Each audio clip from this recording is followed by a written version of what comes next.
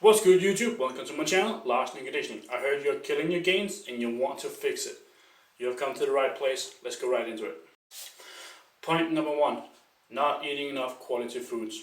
This is simple yet also very difficult. Quality foods are the foods that are the least processed possible. This means food that grows on a farm. You need about 1.7 to 2 grams of protein per kilo of body weight. However, if you carry a lot of body fat, take your height in centimeters and eat that in grams of protein. Space it out as evenly as possible across 3 to 4 meals. Focus on eating whole foods such as beef, chicken, pork, and alternative for protein for those that are vegetarian or want to be.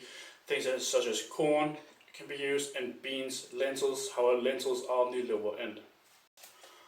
For carbs, focus on such a thing as bread with a lot of corn, pasta, spaghetti, and oatmeal. There are other options as well. These are just a few to get you started. For fat, things such as avocado, cheese, which also aids in your daily protein intake. Nuts, chia seeds are also options to get the fats that you need, which is basically important for two groups of people. One being people that struggle to eat enough calories to gain weight. Second being people that are very lean and need to maintain their hormonal health.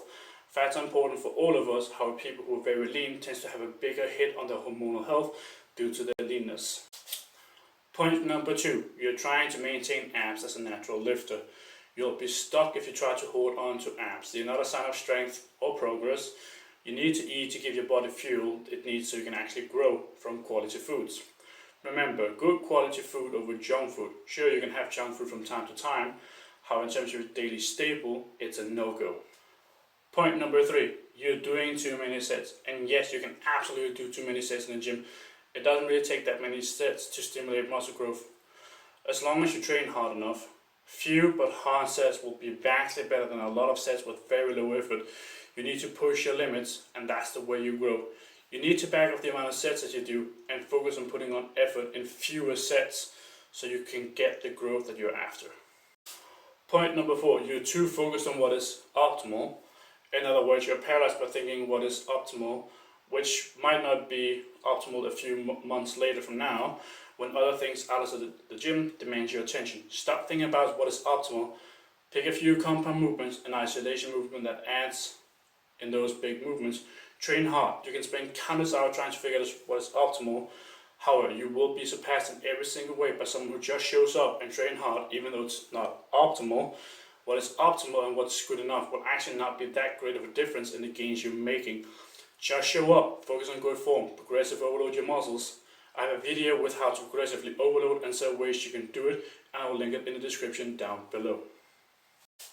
Point number 5. Your sleep is garbage, and there can be many reasons for it.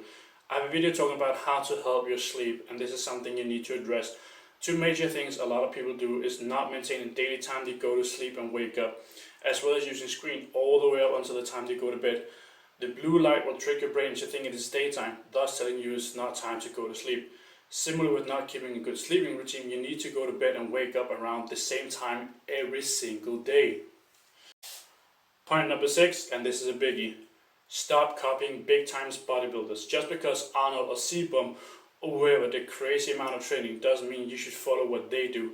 There are 3 big differences between them and you. 1. Training age, how long they've trained. 2. Genetics. And 3.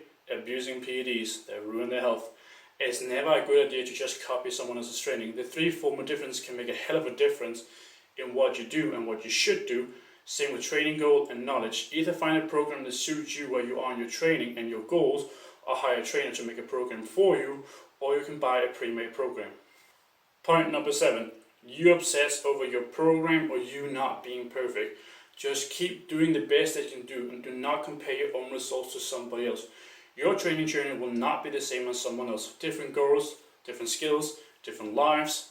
Focus on showing up and do the best you can. Try to improve to the best of your abilities and be proud of your progress, no matter how slow it is, because progress is progress. Thank you for watching. See you in the next video. Lasting Conditioning, signing out. I hope you have an awesome day.